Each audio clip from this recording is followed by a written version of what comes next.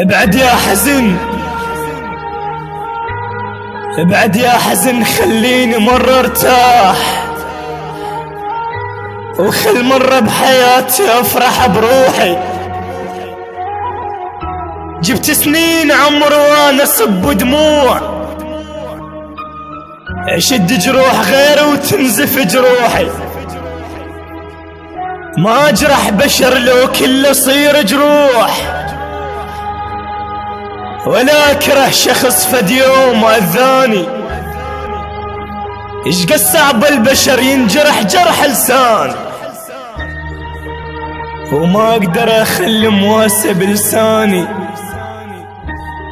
لين طبع لي سامح قلبي ابيض دوم، والله اللي يدري اللي بقلبه على لساني، والله اللي يدري اللي بقلبه على لساني.